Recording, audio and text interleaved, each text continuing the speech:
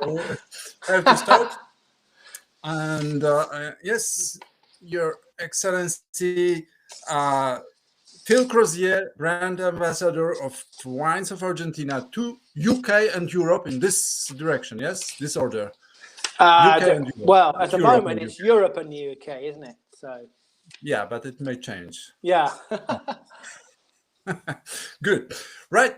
Well, this is the last, definitely the last Slow Guide Wine Seminar 2021. And and we will end with it will be a beautiful tasting. Let me just give the voice to the person, to a very important person. So let's see the movie with the. Good afternoon, ladies and gentlemen. I am proud to welcome you all to this wine tasting of exquisite Argentine wines. I hope you all enjoyed this tasting and get to know Argentine wine offer a little better. We are thrilled about the opportunities offered by the Polish market, which is consistently swifting towards wine consumption. We find Polish consumers to be very open to try wines from different regions of the world. On behalf of the Argentine Embassy, I would like to thank Mr. Phil Crozier and the Wines of Argentina team, as well as Slow Guide, for organizing and hosting this event. Mr. Piotr Pietrzyk for his knowledge and assistance throughout this process. The wineries for participating and kindly sending us their wines. Today's participants, with whom we hope we can deepen our cooperation. And finally, I would like to also thank the embassy staff, Sandra in particular, for managing to do all the necessary paperwork for the import and distribution of the samples. I really hope you enjoyed this tasting. Thank you all for being with us today.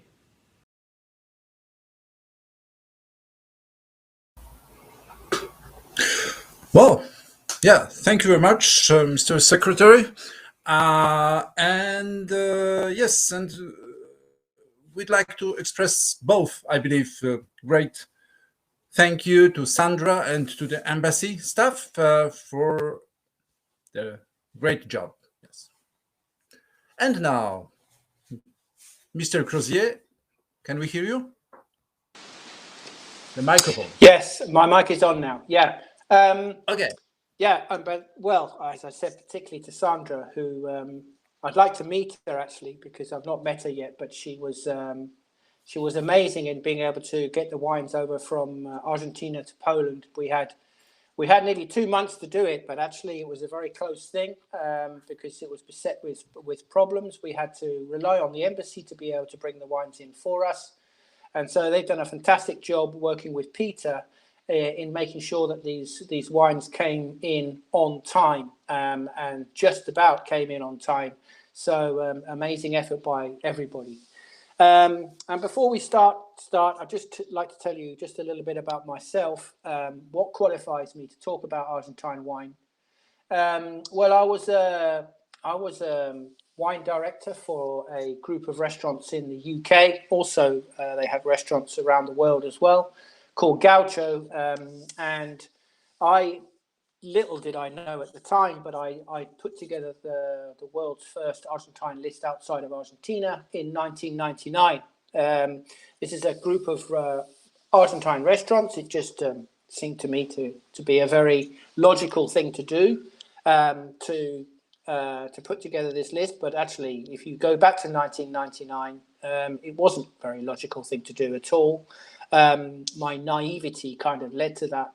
There were just a few wines available in the market in the UK at that time. I don't think the first wines arrived to the UK until 1995, 96. I put this list together in 1999, and then it grew over 20 years to be the biggest list of its kind in the world outside of Argentina. I didn't have any wines from anywhere else.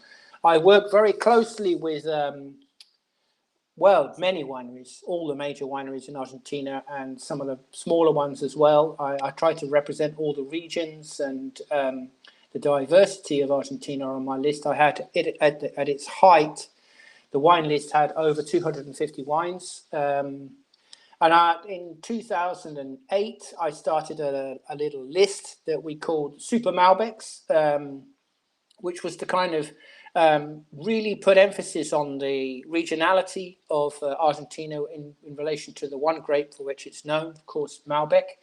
And it became a very popular part of the restaurant experience when you came. And well, we sold a lot of wine, in 16 restaurants. We were turning over around £15 million a year on Argentine wine. I did this pretty much on my own. So I was very keen to establish good relationships with both the wineries and with its suppliers. And we bought our own vineyards in 2007 in a place called Lunlunta in Luján de Cuyo in Mendoza. And they were old vines from a 10-hectare plot in a very old part of Mendoza that were planted in 1929. So it's a very sort of traditional area, and it still remains one of my favorite areas in Argentina for Malbec. So if you'll allow me, just before we go into the tasting, I'm just going to kind of bring everybody up to date with what's very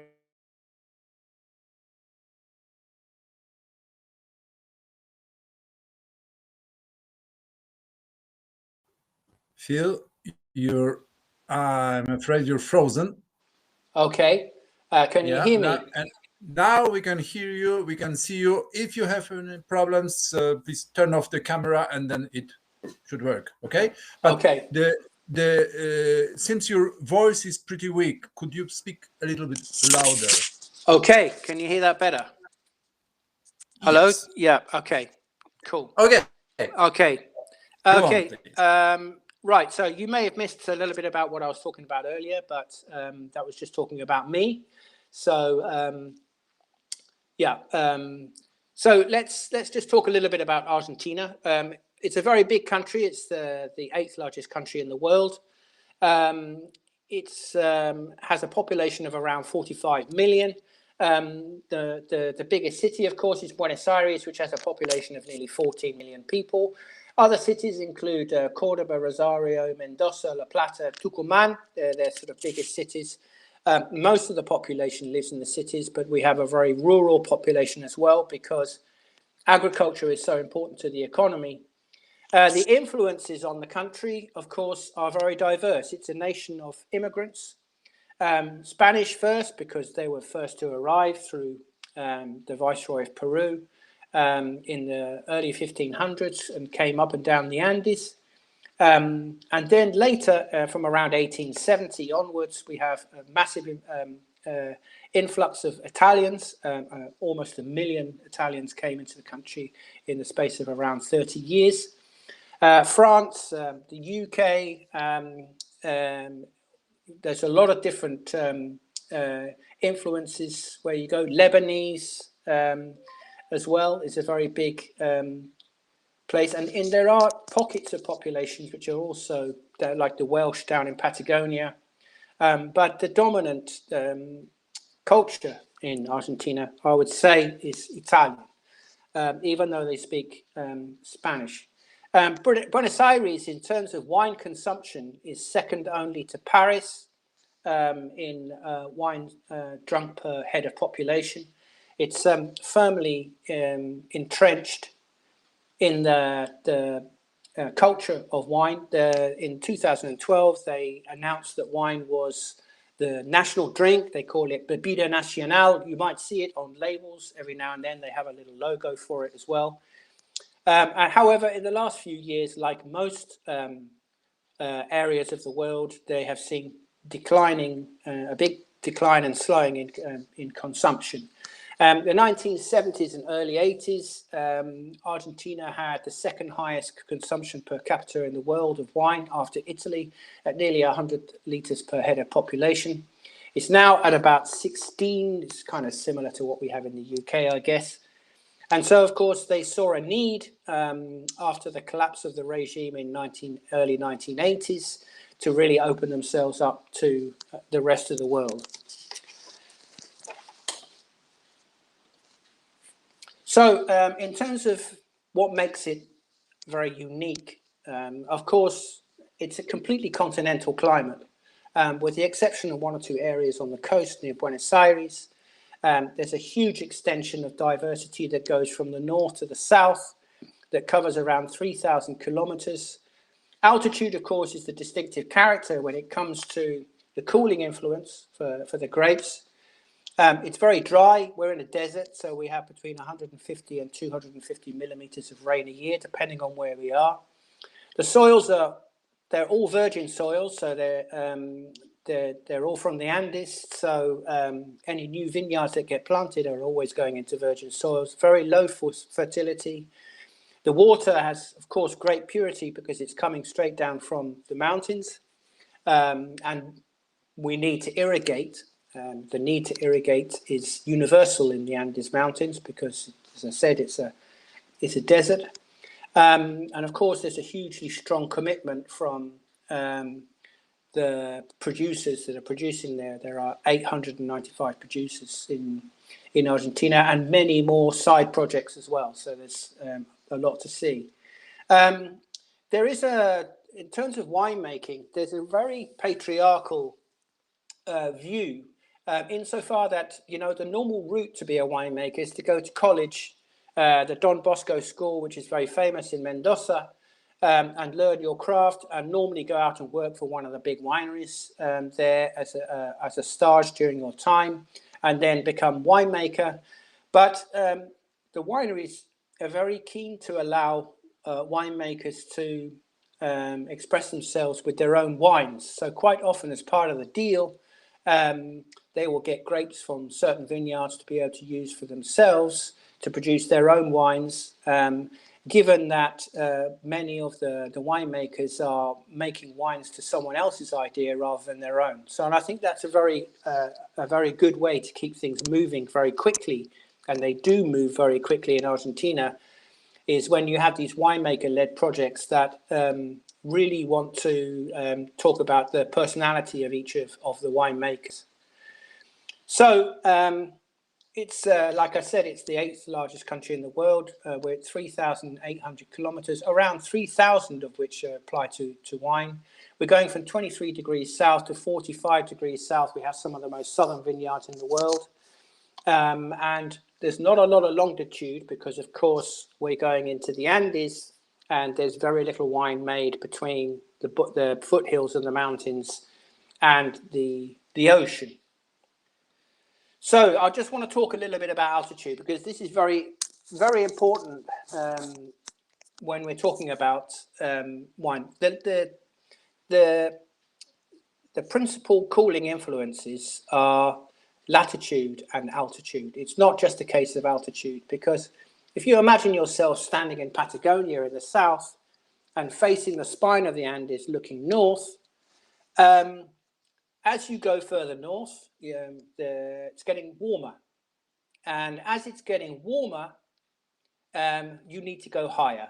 So it's just something that's really good to remember about a desert in mountains, is that for every 150 meters you rise in altitude, you're losing on average around 1 degree Celsius. And there's another point to this too with altitude, is for every 1,000 meters you rise in temperature, you are increasing UVB, which is the ultraviolet light, the all-important ultraviolet light, by around 12.5%. So winemaking in Mendoza, for example, starts at around 600, 650 meters above sea level. If you go to the north to Salta, we're starting at around 1,650 meters and going up to over 3,000 meters. This has a very profound effect on the grapes. And the other thing is that a lot of research is done about vines that grow in high altitude regions, and this is really what Argentina is all about. Once they go over around 1,500 meters, the abscisic acid levels within the vines go into overdrive. This has a profound effect on which and the way in which a vine deals with stress. At very high altitudes, there is an added stress given to the vine, and it then therefore slows down the ripening process. So it has also a profound effect on the kind of yields you're going to find. So if you're planting new vines in very high areas above 1,500 meters, which is something that's happening all the time now,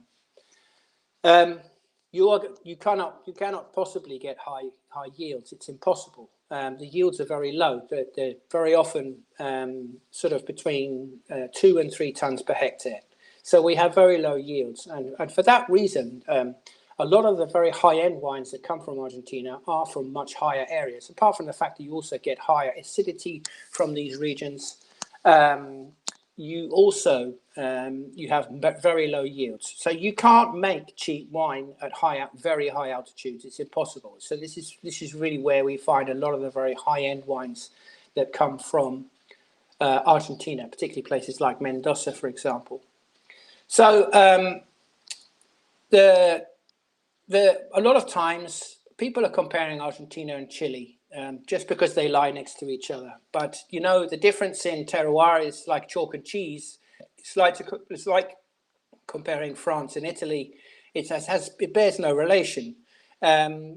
We have the Pacific Ocean in Chile, which is much of the cooling influence for the vineyards, and then we have some altitude as well. But when the weather systems pass over the Andes, more often than not, the clouds that are there will release moisture as snow, so that by the time the air gets over to the other side, it's extremely dry, and that's why we are in a desert. And sometimes we can get these winds that come down the mountains, particularly in Mendoza and San Juan, called the Zonda, which has the effect of keeping everything nice and clean. It can be quite destructive at times. If you're in a plane, you really don't want to be in that plane when it happens. But this is one of the things, is the wind also has quite a profound effect, particularly down in Patagonia as well, where we have less altitude as the cooling influence, but we have latitude. And, well, we all know that Patagonia is famous for being extremely windy. So soils, really, I think in the last 15 years, this is where most of the research and development in Argentine viticulture has happened. We've sold Argentina on altitude and latitude for so long. I think that there was a lot of effort put into really looking at what the differences in terroirs between regions was in terms of its soil. There are 2 organizations in Argentina that look at this. One is called INTA, which is the agricultural technical school in Argentina, and the INV, which is the National Institute of Viticulture, very often working together to look at how these soils and how they change between one region and another. And actually, it'd be fair to say that because we're on the side of a mountain and we're going from east to west, going higher into the Andes, the soils vary hugely, even within a few meters. So the diversity of Argentina in terms of its terroir is not just in the altitude and the latitude, but of course in the soils. And this is really where a lot of emphasis is put on the wines in the last few years. Water, of course, is the giver of life. If you are in a more traditional area within Mendoza, for example, where I was running our vineyards, we relied on opening and closing of sluice gates every week to bring the water into the property, where we would hire a tomero. A tomero is an engineer that spreads the water around the vineyard to certain areas that need the water, very skilled people. And this is the flood irrigation, furrow irrigation.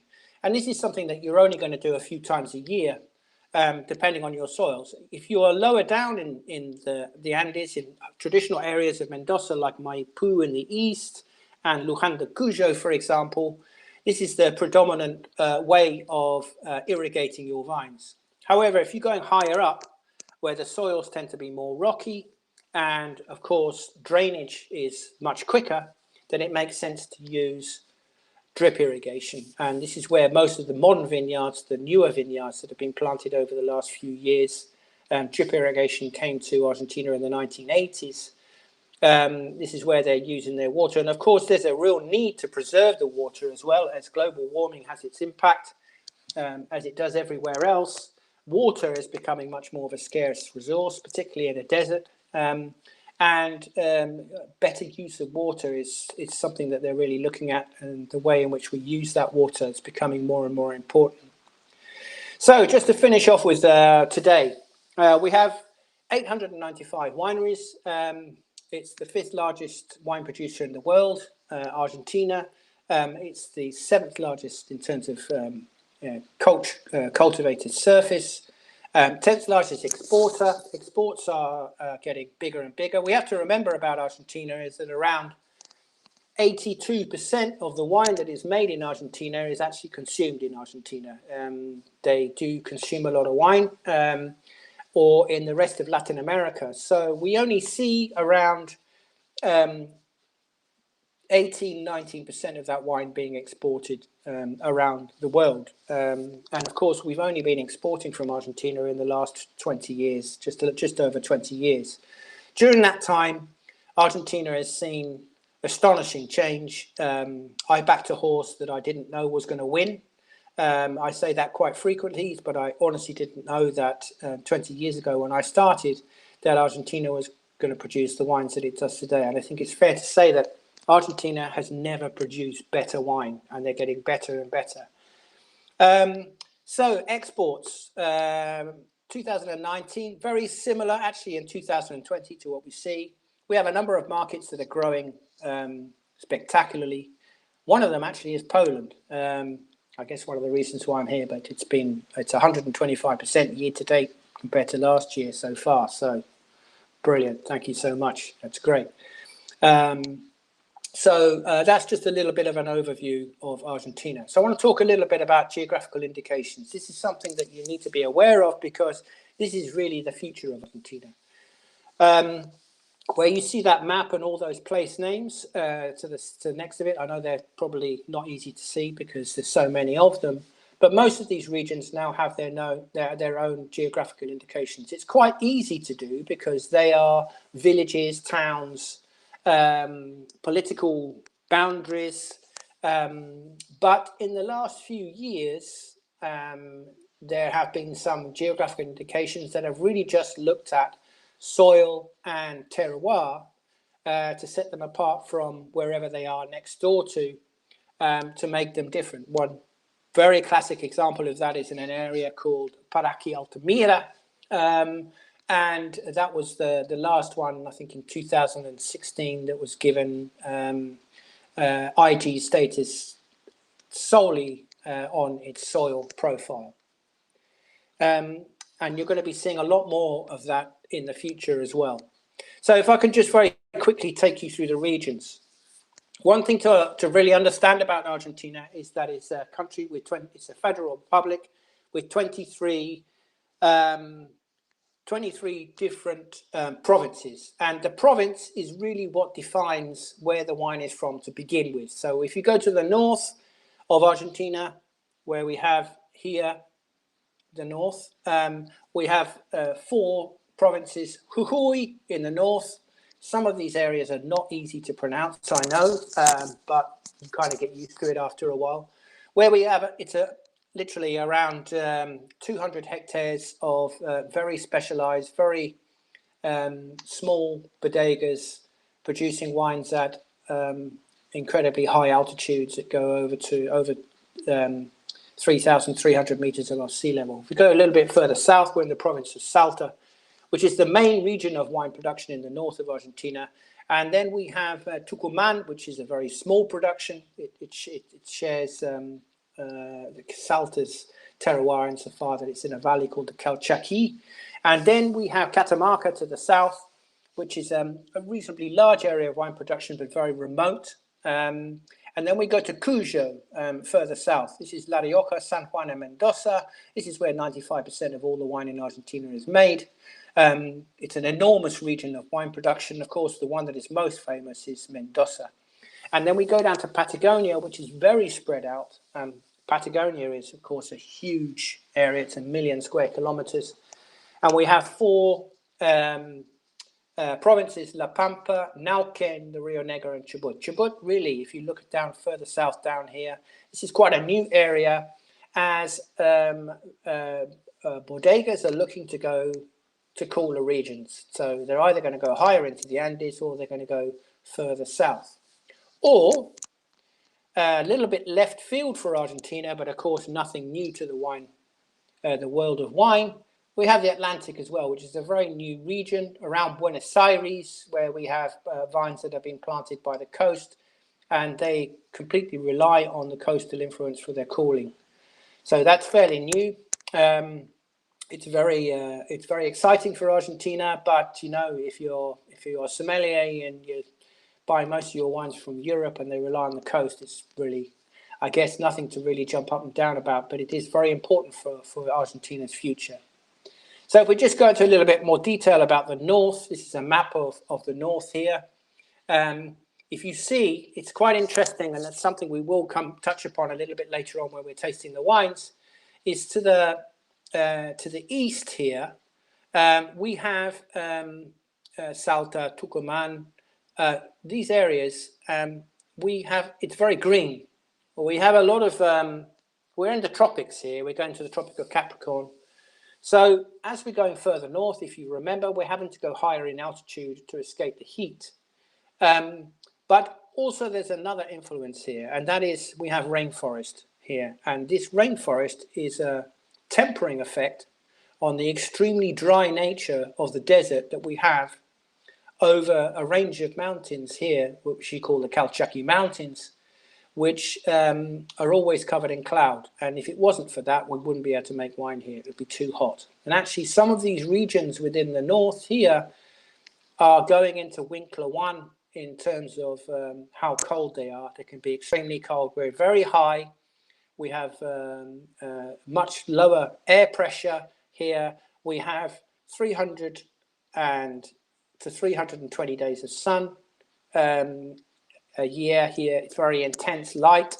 So we have very unique wines from the north. And it counts for about 3% of the production in Argentina. So although it's not significant in terms of volume, it's very significant in terms of its altitude and how unique this place is.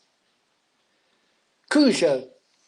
La Rioja is a province where we have a lot of cooperatives working together under an umbrella called La Riojana, making a lot of wines for the supermarkets in Europe and around the world.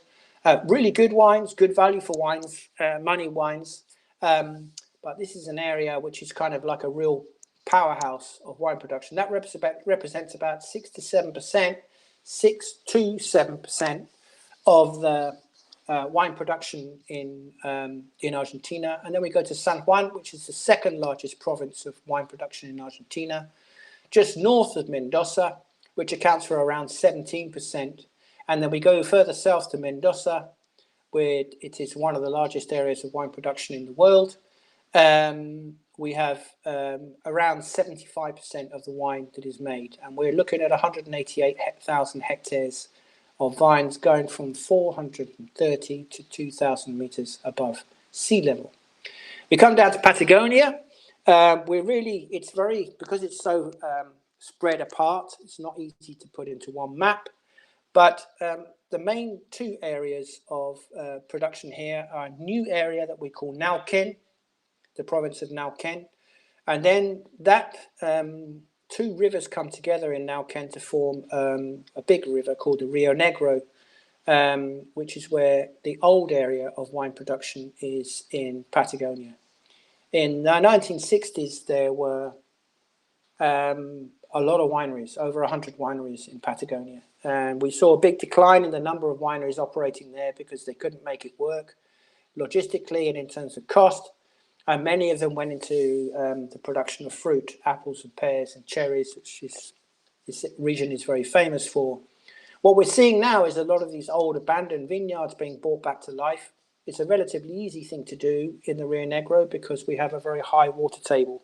And so they can bring these old vines back to life. And there's a bit of a resurgence in this region for wine production. So that's something to look out for in the future. And then, of course, we've got the Atlantic here as well, where we have a number of small projects that have really just, it's literally 150 hectares. So it's pretty small in terms of the overall wine production in Argentina. So let's just quickly go through the grape varieties.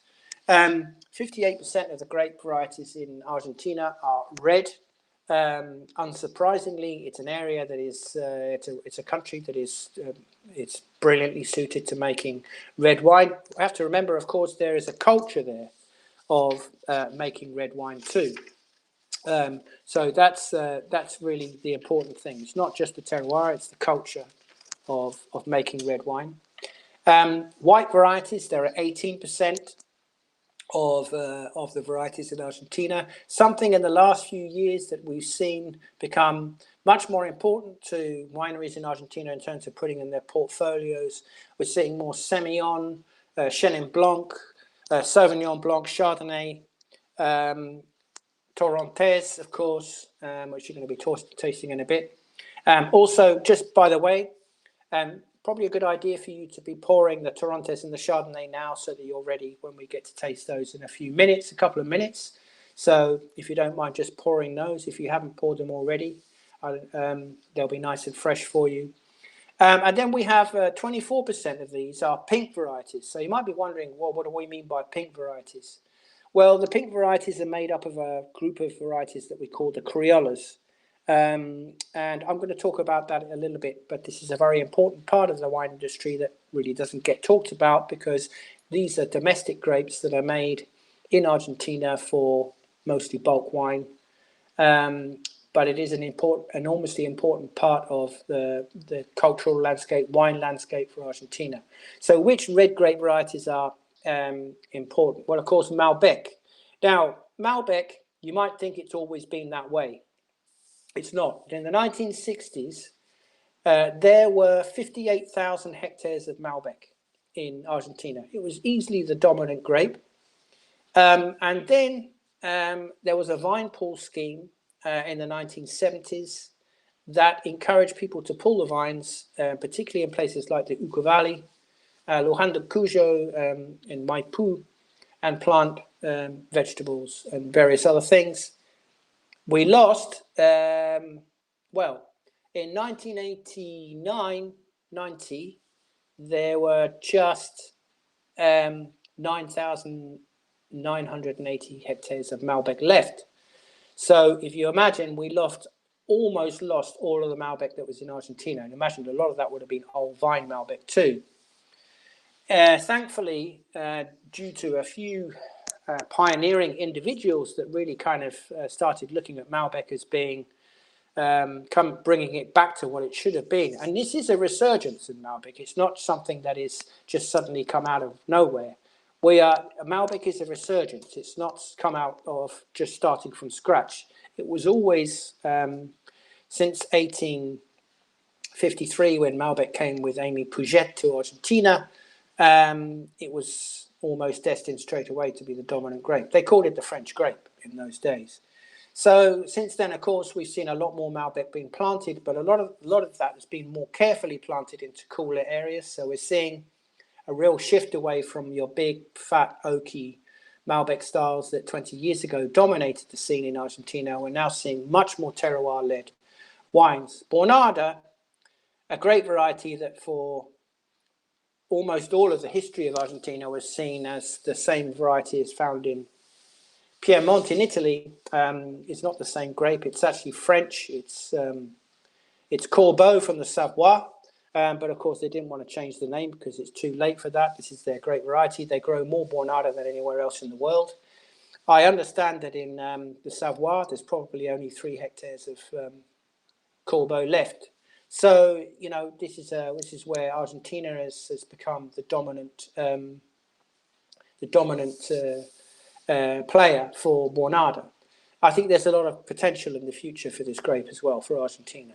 Cabernet Sauvignon, there was a kind of bit of a flip back back in the early 90s, where Argentina was really deciding in which direction to go in terms of its dominant red grape varieties.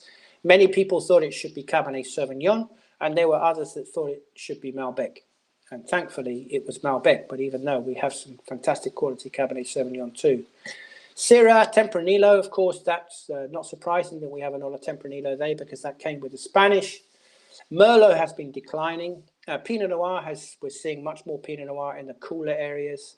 And Cabernet Franc really is where we see a lot of planting, but we still have relatively small amounts of it. Tannat, which is an old varietal, which has been in Argentina for a long time. And Petit Verdot. Petit Verdot, interestingly, was the dominant grape variety in Argentina in the 1930s. So, you know, it's interesting the way these things change around.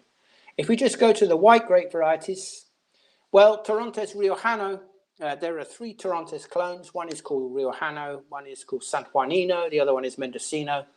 San Juanino and Mendocino are not very good clones. They don't make particularly good wines, although there are some pockets in these areas that will make very good Torrontés. Riojano is the best clone by far. And that is Argentina's own white grape. It is a Criolla varietal. It was born in Argentina from the cross of Muscatel de Alejandría and Listan Prieto from the Canary Islands. And this is where we have a whole new bunch of varietals, including the pink varietals in Argentina. Chardonnay, we're seeing more and more of. We're seeing more and more high quality. Chenin Blanc, Viognier, Semillon. Semillon used to be the generic name for white wine in Argentina. There used to be thousands of hectares of Semillon. Most white wine was made from Semillon before the 1960s. We've seen a decline in the amount of Semillon. However, it's making a big resurgence with a number of these young winemakers buying fruit from growers of 100-year-old Semillon is not uncommon in Mendoza, and Riesling, which is pretty insignificant really, but we are seeing a little bit more of that down in Patagonia. So just before we go on to tasting the first wine, I want to tell you a little about these Criollas. We're going to see a lot more of those coming from Argentina in the next few years. This for me is as important to Argentina's future as Malbec and Cabernet Sauvignon and all the other French and Italian varietals. This is a group of varietals that was born in Argentina, as I said, from a cross between Muscat de Alejandro and Listan Prieto, and various grape varieties that were born from that. And it's the INV and Inter that's been doing all of the research on this to identify these, what we call the Criolla varietals.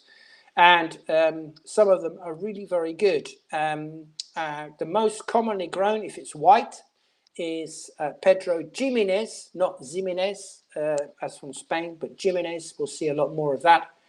Cereza, which literally means cherry in Spanish, and Criolla Grande, which is a kind of hybrid of Listan Prieto.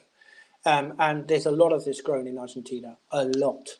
And this is where a lot of the bulk wine is made for the domestic market. But it does make delicious wine if it's in the right hands. So, in terms of the last 20 years, in terms of grape varieties, the winners and losers, you would not be surprised to see that Malbec has been the big winner. In the last 20 years, just over 26, probably more like 28,000 hectares has been planted, mostly in the higher altitude regions as people switch their focus from lower down the Andes up to the cooler parts of the Andes. And there are various grape varieties that are really lost out. And that's partly to do with the fact that in the east of Mendoza, which is really the powerhouse of wine production in Argentina, we're seeing more and more hectares lost because of global warming. It's getting much warmer. And everyone's moving to the higher end, posher areas of wine production. But it's a little bit of a shame because these grape varieties were born really and planted mostly in the east of Mendoza. And they are more suited to the warmer climes of eastern Mendoza than really all the other varietals that came from Europe. Because they've had time to adapt to the region, to the heat. And so they maintain their acidity really well. They were born there, and they can make some really delicious wines. So grape varieties like Moscatel de Alejandría, Cereza, Pedro Jimenez. These are the grape varieties that we've seen really big declines in. However, we do have a lot of it left, so all is not lost. And I think we're going to start seeing these wines coming from Eastern Mendoza, where they stand up with a bit of pride and make wines that are very unique to the world. So, staying on Criollas, the first wine that we're going to try. Are we all ready to try these wines?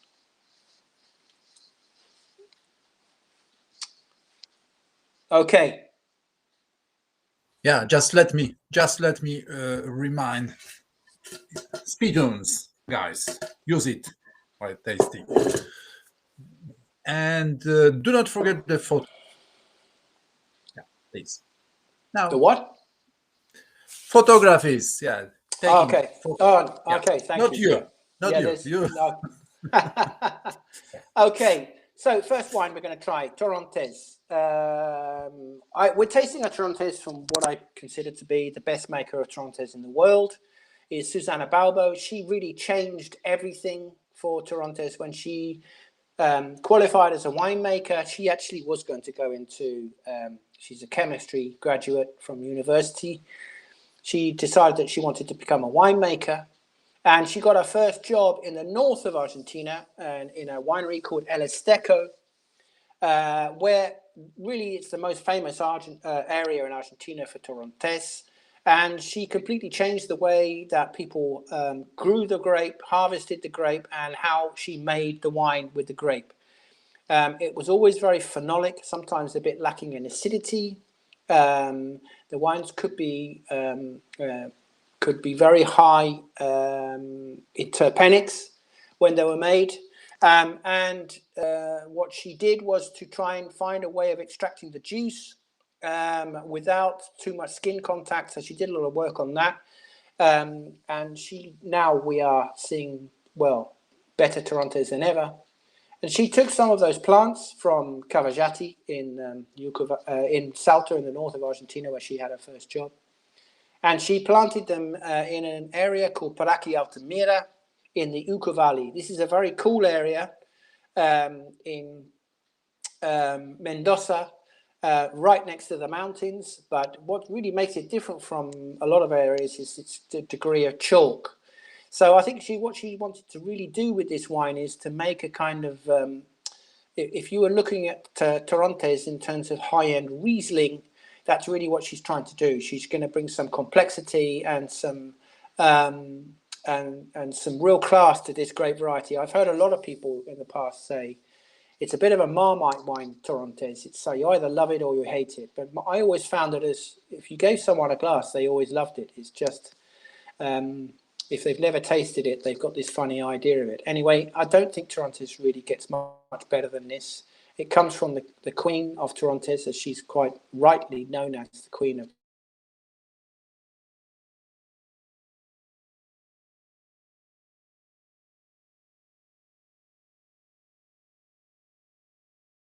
the oak. You're frozen. Yeah, you're coming back. With the oak, she doesn't actually toast the oak for this. She just she basically puts a heat on the oak to bring out the polysaccharides without burning or putting any char on the oak. And she developed this for Torrontés. So this is not just a case of having an oaky Torrontés. She's really worked with the oak to make it kind of go with the grape. What I find with this wine, and I'm not going to tell you how to taste or what you should taste, but I think we get a lot of this pink grapefruit character with it. It's not as aromatic as it is from the north of Argentina, and it's made with supreme attention to detail. The other thing is, of course, it's worth noting is that the alcohol is 11.5%. So she's clearly taking the grapes from a cooler region and picking them much earlier when they don't have so much in terms of the high aromatic content when you leave them a little bit longer. So if you didn't like Torrontés before, hopefully when you're tasting this, you might actually like it. I think it's a real class act, this wine. fantastic with spicy food. I mean, they're really, in terms of cuisine to go with this, for me, it's Thai cuisine, Chinese cuisine, anything with a bit of spice is really where it needs to be. It's the perfect wine. In fact, I love, for myself, I love Thai food. If I go to a Thai restaurant, well, those were the days. If I go to a Thai restaurant and they haven't got tortillas on the menu, I normally ask to see the manager when I get the bill, because this is really a great wine to go with Asian spicy cuisine. But imagine that with a green curry would be fantastic. So a little bit about Susana. She was the first female winemaker in Argentina. I know it's amazing, isn't it? We're in the 2000s. And she was the first. Since then, she's gone on to really promote women in wine and women in the wine business. She's a formidable lady. She makes very distinct wines, full of elegance and class. Well, I've never known anybody work as much she has. And since then, she became a senator. She was in the public eye for quite a long time. And she's done a lot for wine, women in wine. She really has done a lot in the last few years to improve the equality in the wine industry in Argentina. Excuse me. Okay, so just to remind you where Paraque Altamira is. Excuse me, I've got a little bit of a cough.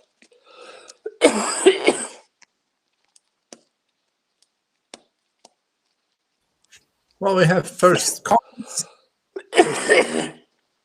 about the wine, and very interesting and HoReCa friendly. And before this was a question about the climate changes. Yeah. And how it affects. Well, I think I did cover that a little bit. How has it changed methods of wine growing? Climate change. Well, we have to remember we're not locked into a particular region in winemaking in Argentina. We can, if things change, we can go to pastures new. It's a big country. There's a lot of virgin soils, a lot of virgin areas that can be cultivated as long as we have water. So what we're going to see is, if there are changes, of course there are changes in which the ways in which we are growing the vines. For example, each year they are experts at high altitude viticulture. So, you know, in terms of canopy management, how they manage that is, you know, they're masters at it. But we have a lot more unpredictability in terms of climate. So, you know, future-proofing yourself against that, things like hail nets, for example.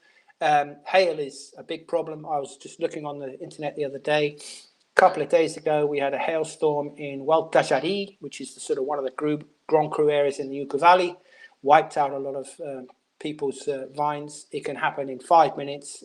Hailstones that are the size of golf balls coming out from the sky and can decimate a vineyard, often to a fatal effect in just a matter of minutes.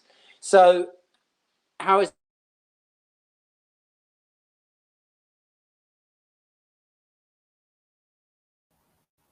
Well, you're frozen. You're frozen again, Phil. Am I? Okay. Yeah. No. Turn off the camera, please. Stay on the microphone only. Yeah. Okay. Now, right. Okay. Is that better? We hear you. It's better. Okay. We can't see you, but we hear you. Okay. Go on. Did you miss anything out from what I just said about climate change?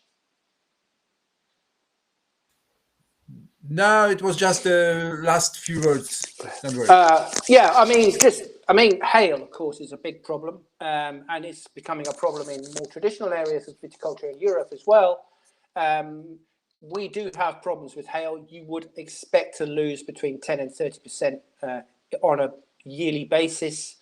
And of course, sometimes we have higher levels of rain. You can have in 2016, we had 400 millimeters of rain in 1 month, which is almost unheard of. And how do they deal with that? Well, they've never really had to deal with that before in terms of higher humidity.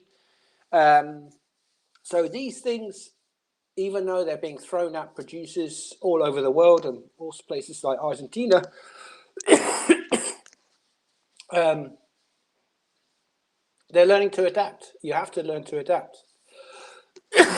One vintage that could be very high humidity, they can learn from that and be ready for when that happens again.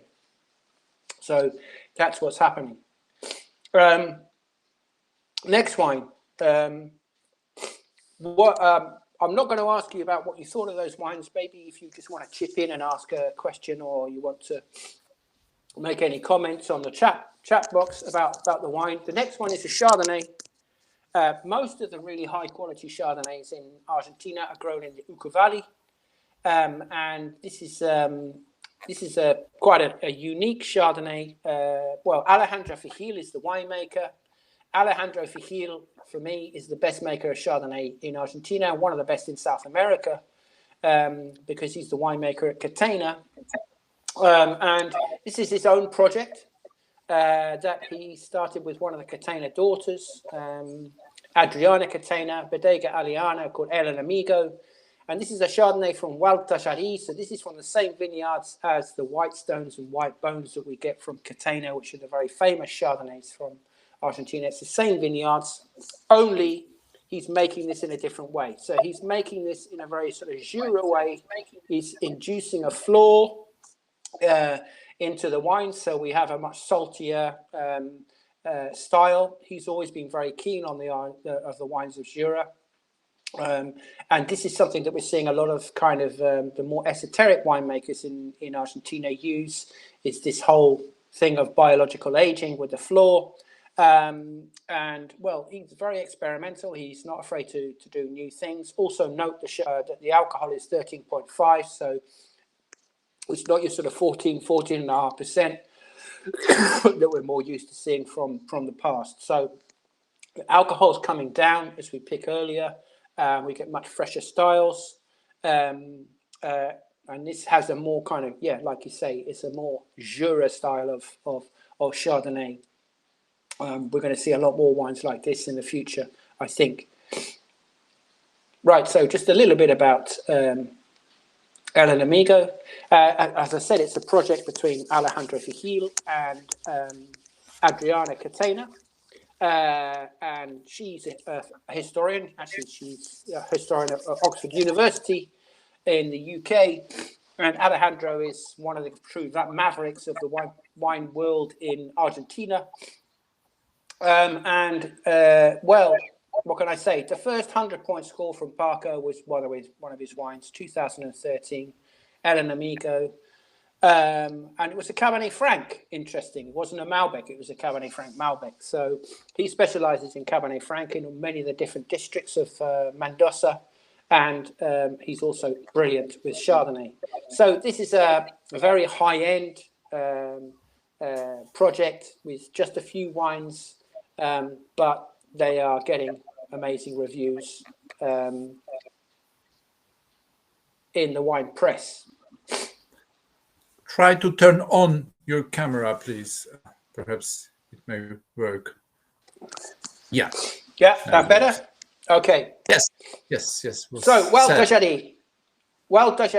I would say, repeat after me, Hualtajarí, because some of these names are extremely difficult to pronounce because they're not even Spanish. They're from the local Huarpe or Indian dialects.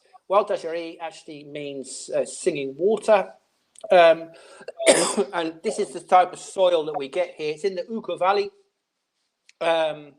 It doesn't have an IG. I've put an IG next to anything that does. It is within IG Tupungato, which is one of the three main IG areas of the Uco Valley in Mendoza.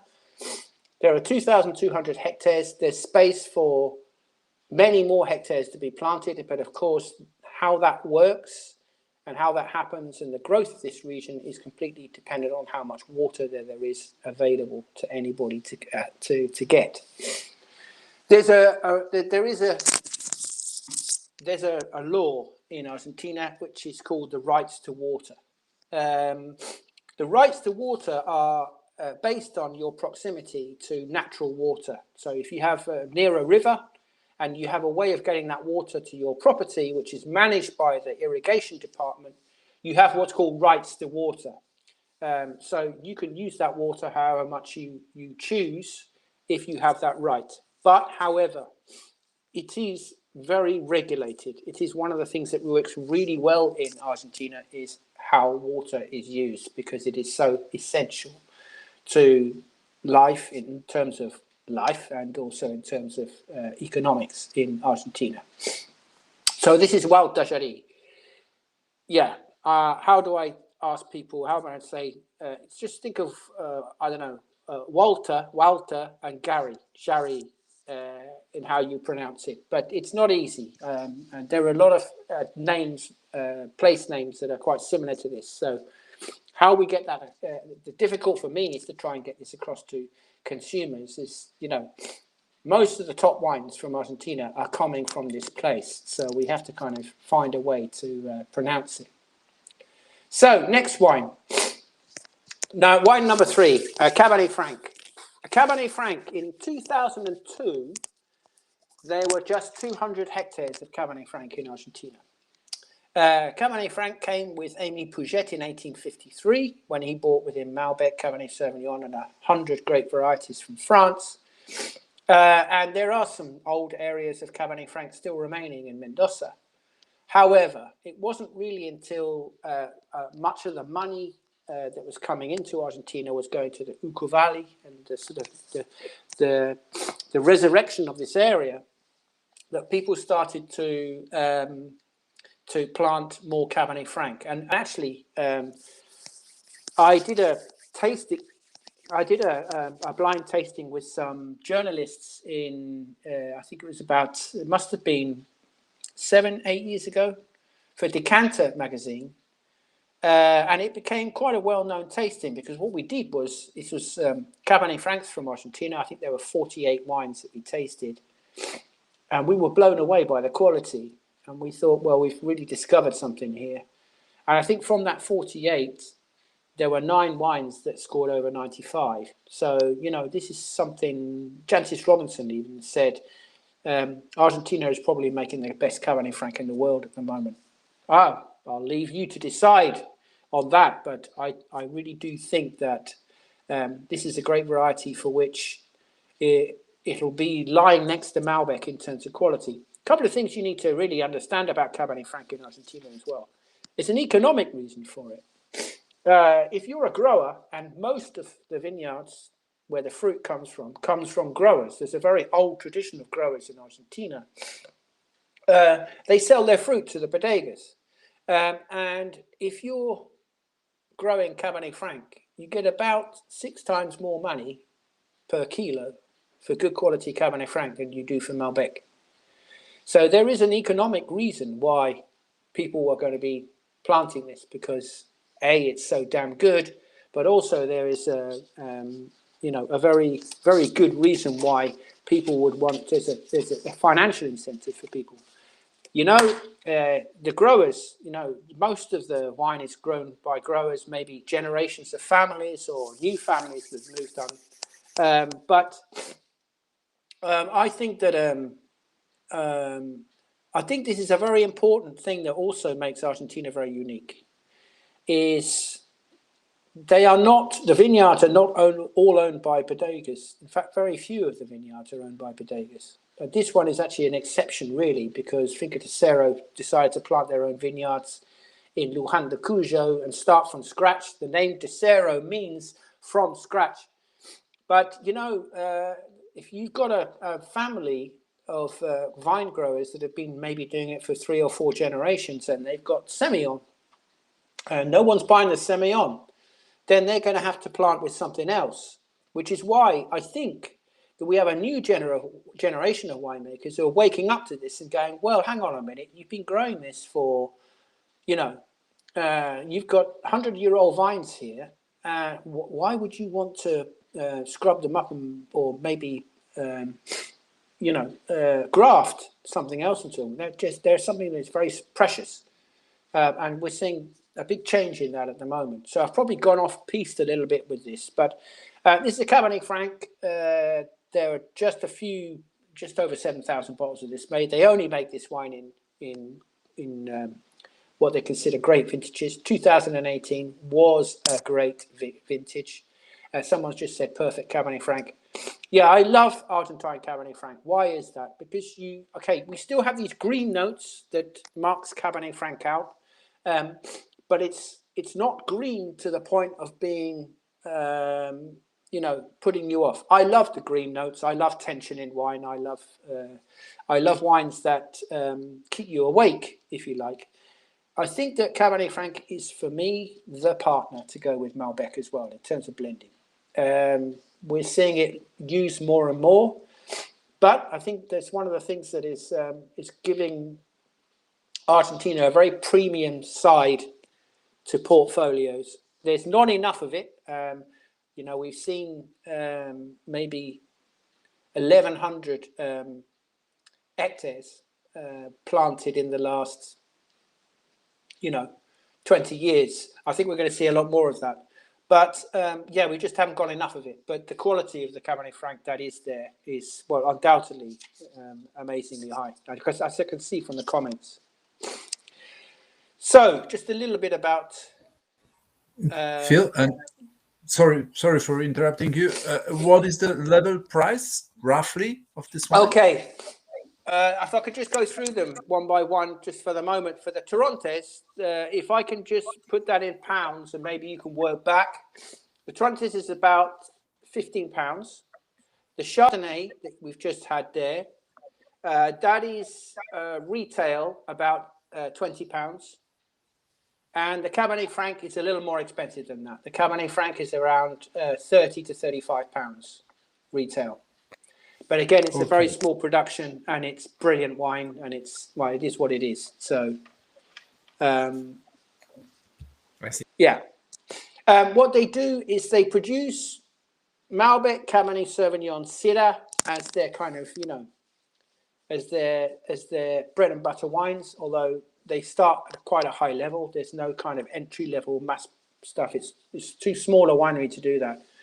And then they make Petit Verdot in good years and Cabernet Franc in good years. And these are the two wines that they make in what these call mini editions. They don't make any white wines. It's a small facility, Swiss owned. They started in 2008, decided to start from scratch. They bought the plot of land in Agrelo in Luján de Cuyo, which is where they started their operation. Very modern winery, small, perfectly formed. The amount of wine they produce is completely determined by their own vineyard area. So they're not buying grapes from anywhere else. This is their world. It's never going to go bigger. So I kind of like this whole concept of what they're doing. Just to remind you, Agrelo is the largest area of wine production in Luján de Cuyo. Luján de Cuyo is the old area of wine production. This is what sometimes they call it the world capital of Malbec. This is where Malbec was first planted. In Mendoza, it is the sort of pretty area of old vineyards that when you're coming from Mendoza in the north, along the Route 40, which is the road that takes you into these wine growing areas. This is really the old traditional area of wine production. In fact, if you were bringing wines in from Argentina 20 years ago, most of the wines would have come from here. This is quite unique as well, because Luján de Cuyo has something that the Uco Valley doesn't. And this is what we call the Precordillera.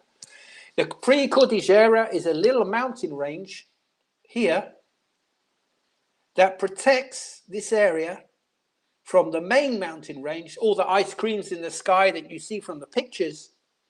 And so as a result, it's warmer and it's more protected from the weather that happens in the Andes.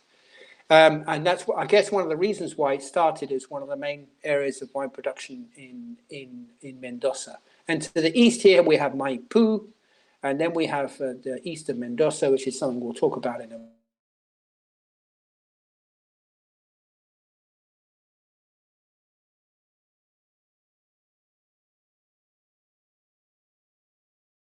Agrelo.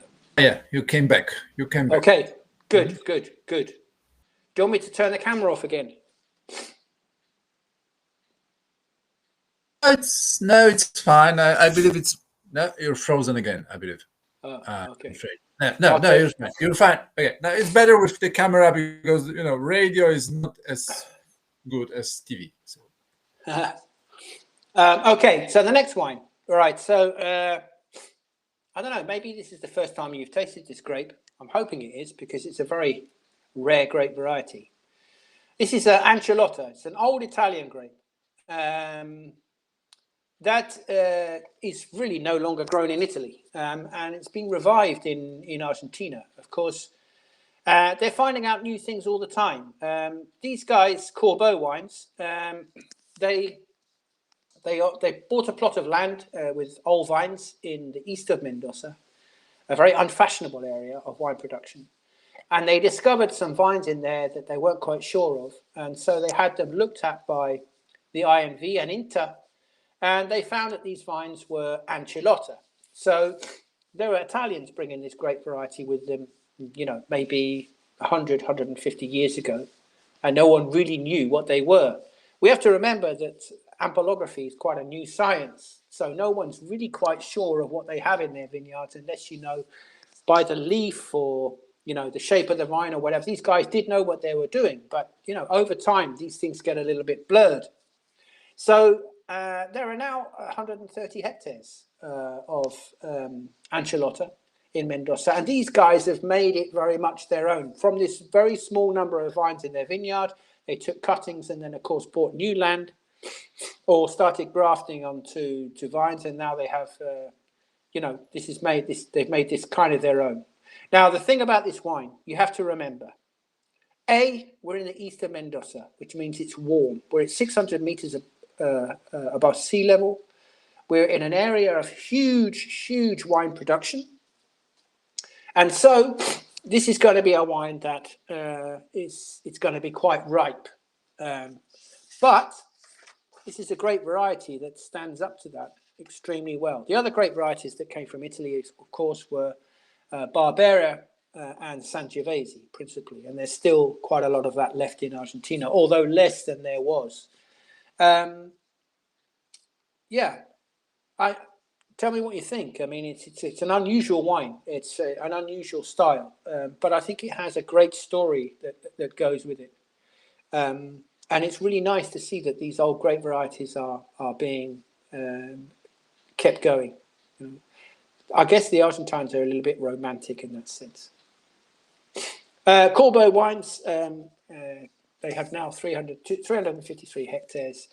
They are very unusual because most of the wineries in the east of Mendoza are making wines for the domestic market, be they Tetra Pak or whatever. But this is a winery that sort of decided to make the east of Mendoza their focus. They wanted to, stand there and shake their fists at the sky and saying, why is everybody ignoring us? And they've got a point because this part of Mendoza is the powerhouse behind winemaking in Argentina. There are 63,000 hectares of vineyards. It's the size of Rioja in the east of Mendoza, and no one ever goes there. Someone's actually, one of the wineries we're going to be tasting from, has a line of wines that they call cara sucia, which means dirty face. And that's very much the way in which many people in Argentina view the east of Mendoza. But I don't agree, because when you go there, you'll see how beautiful it is and how very kind of, I don't know, there's something very romantic about it. Because these are people that's standing there and saying, we make great wine. Come and see us. They do make great wine. Although it's very hot. And of course, we have all of these Criollo varietals here as well, which are perfectly adapted to the place. So I think people are changing their way of thinking. As I think that's largely brought about because of climate change. We're thinking about what we have and how to make the most of what we have. And I think that's, I think it's an interesting one. Whether you like it or not, I think this is a very interesting story with the wine. Again, it is going to be quite ripe. Anciolotta was brought to Argentina, they think, like Bornada, to give colour to wine. It had a more sort of perfunctory side to it. So anyway, Santa Rosa. Santa Rosa, this doesn't look very big. You know, this is the east of Mendoza. Santa Rosa is one of the smallest areas of the east of Mendoza, and it's 9,158 hectares. The whole of eastern Mendoza is 63,000 hectares, including San Martin, which is the biggest area, Rivadavia, which is also a huge area. And if you ever go to Mendoza, I really do recommend you go to these places because they are exceptionally beautiful too. You know, they're just, no one ever goes there. They all think it's Luján de Cuyo and Maipú and Yucca Valley, and it's all very kind of, you know, Disneyfied in a way a little bit, but not here. This is down to earth. This is where the powerhouse of the industry is. You've got some very big names there, of course, that are very big in Argentina, but nowhere else. But yeah, I suppose I'm English and I stick up for the underdog. That's the way I am. But anyway, this is Santa Rosa, very warm area in the east of Mendoza. People like Zuccardi are also producing there as well. So we're going to go to the north now. We're going to go to a place called Cavajati. Again, another one of those names that is not easy to pronounce. This is made by El Porvenir de Cavajati, a very small boutique winery. It's a Malbec that is very small amount of oak used in it. They hardly use any oak here. You know, it's interesting. This place, okay, how anybody came up with the idea of planting vines in this region, I've been there many times. It's my favorite place in the world. I don't mind admitting. When I come to retire and I need somewhere to play bulls or whatever and sit there and drink a nice glass of wine, this is my favorite place on earth. It's beautiful. And I guess, I don't know why, but it's such an inhospitable place to make wine. But well, you have such high altitude. We're at 1,700 meters here, so this is 1,750 meters. But you have to think about logistics. Bringing the equipment there in the middle of nowhere, moving grapes around. Everything becomes 10 times more difficult than somewhere like Mendoza, because you don't have the infrastructure in the way that you do in somewhere like Mendoza. It's all made there. Here it's much smaller. And so they are more up against it. However, the wines for me are extraordinary. Once you taste the wine from Salta or from the north of Argentina, nowhere else in the world. I think they're amongst some of the most terroir-specific wines in the world. You just don't get character like that from anywhere else because you don't have anywhere else that has that character. So we have a lot of old vines here. It's a very traditional area in the Calchaquí Valley, which we'll see in a map in a moment.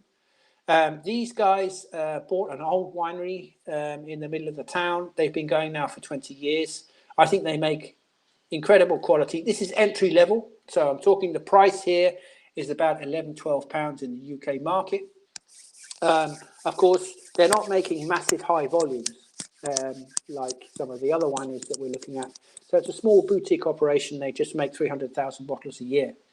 But the quality from their different vineyards is amazing. And they do own all of their old vineyards as well. And these vineyards this vineyard was planted in 1947.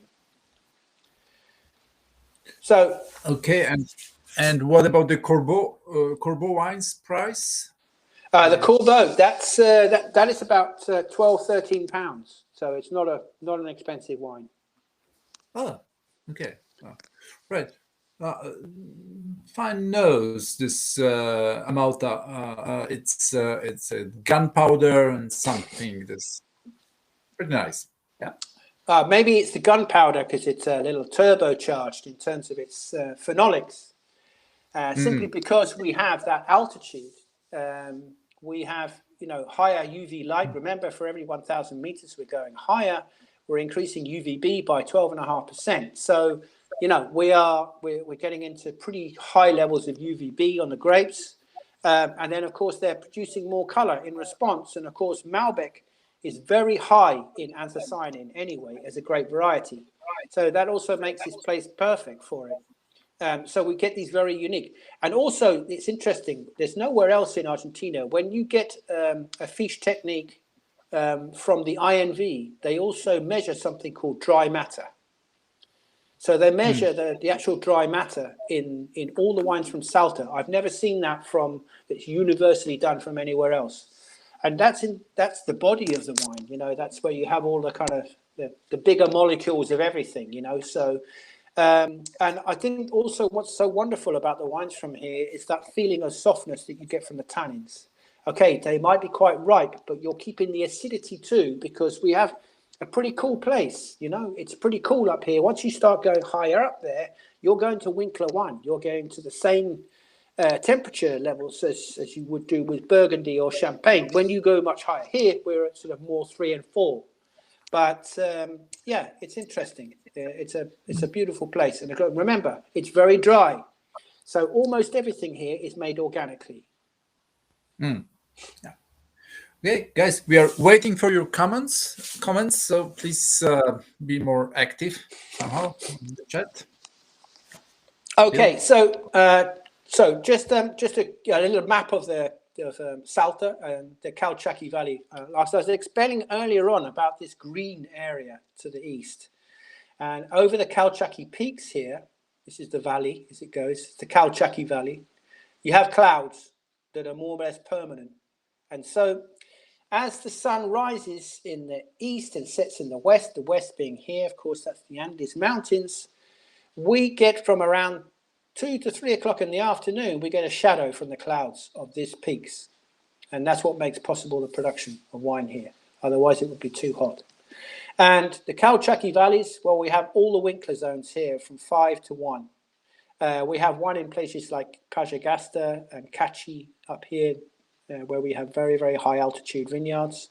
But in the main, this is between 3 and 4. So we get sort of fairly warm temperatures and very cold temperatures at night. A big difference between day and night temperatures, which is something else that's very important about growing vines at altitude. Okay, so we go to a bigger concern now with Bodega Argento. I know these guys have been around for quite a while.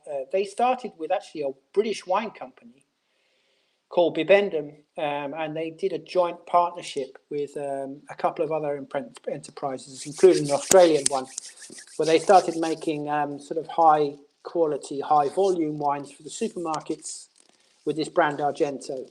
And then they sold it to a guy called Alejandro Bulgaroni.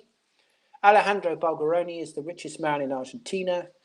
He's a multi-squillionaire. He's very into his wine, and he bought this winery and decided to change everything. He wanted to go in completely the opposite direction as to what they've done. So he took the decision to go wholly organic, which they've achieved in just a few short years. They have 305 hectares, which they certified. They also buy from producers.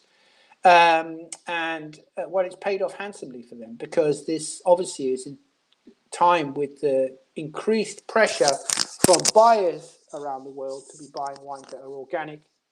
And these are the largest producers of organic wine in Argentina. And, they got the timing spot on. They have vineyards in Maipú, Luján de Cuyo, and the Uco Valley in Mendoza. So when they're blending something like this, they're blending from both warm and cool temperatures. So that's one of the great things about doing blending of Malbec from Mendoza, is that you can keep a consistent quality, which is what you need to do at this level. And this is about £10 a bottle. And no, it's maybe a little more, 10, 11 pounds. It's organic. Everything they do is now certified organic. And if you're in the market of buying or selling wine, this is a very lucrative part of the market, because you're doing high volume, high quality, organic wine, and particularly when the Scandics and people like that are demanding this all the time, it's a great place to be. My personal feeling is that everybody should be at this point within the next few years in Argentina, because it's relatively easy to do. It's not easy, but it's much easier to do in Argentina than it is in other places because we have such a dry climate. So, Grupo Avenida, this is the name. They've also got vineyards down in Patagonia, a place called Sarmiento in Chubut, which used to be, until last week, the most southerly vineyard in the world. Yeah, this guy puts his money where his mouth is. He's got this project in Chubut. I really admire what these guys are doing. I think they make great wines. So what is the best food pairing for this interesting wine? Which wine are we talking about?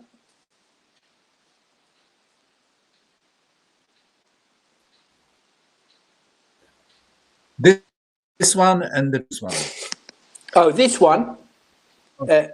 This one. Oh, yeah. Well, I don't know. Argento Malbec. Sorry. Thank you. Yes, Argento Malbec.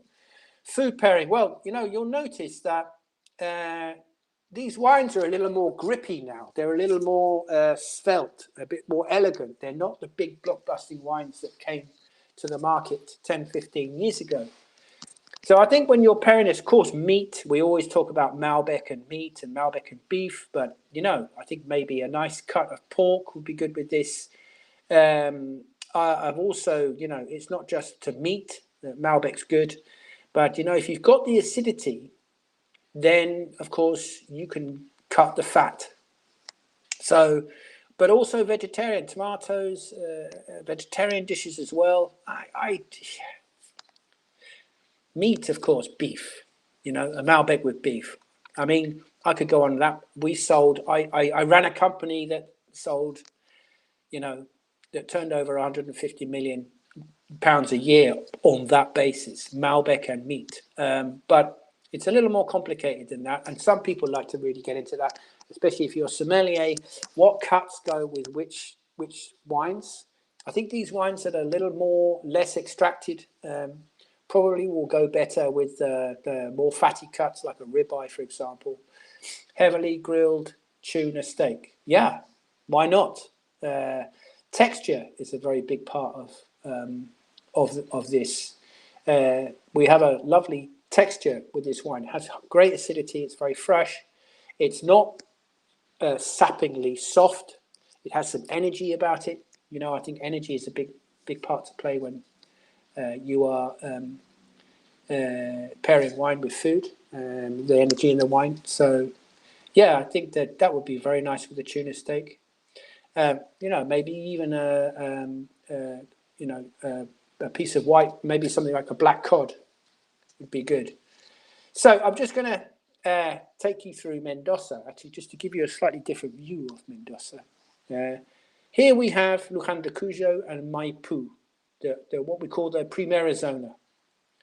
And as we go more towards the mountain, remember, we're going higher in altitude. We're nearer to the mountain. This is the pre-Cordillera that I was talking about.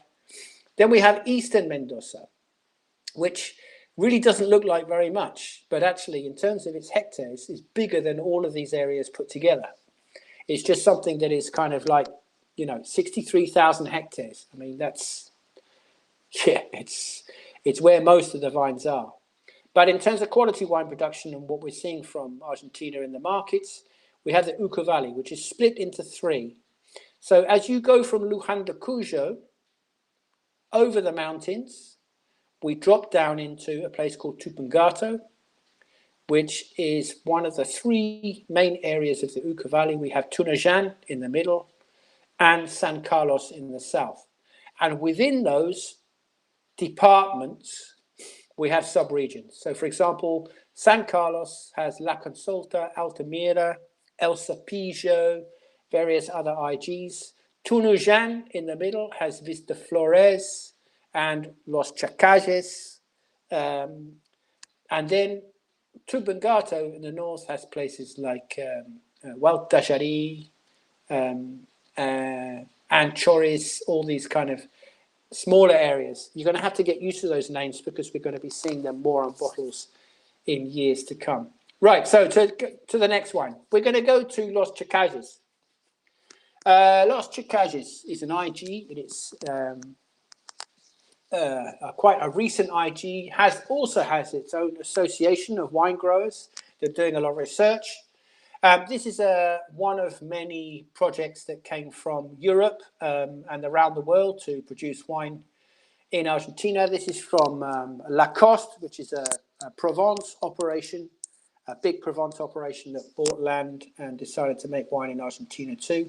Everything they do is organic, is certified organic, and this is a perfect example of what I was talking about earlier on in terms of labeling. So we have the name of the brand, and then of course the grape variety. I'm actually not convinced that the grape variety is going to become as important as it is now. I think we'll be looking much more at this, Los Chacajes.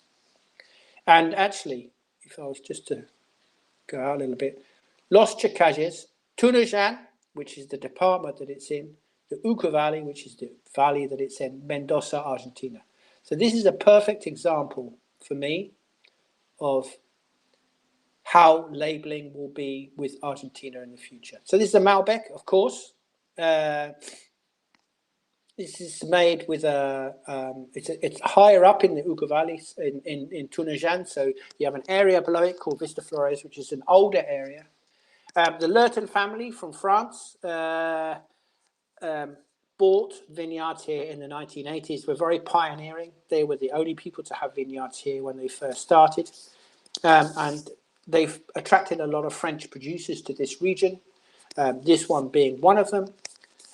We have two rivers either side of Los Chacajes. One is called the Las Tunas River, and the other one is the Tunajan River, which flows all the way out to the east and provides all the water for the east of Mendoza. This is both organic and biodynamic in what they're doing. Biodynamic production, its production is gaining traction in Argentina, not as fast as organic, but it is none the same, all the same.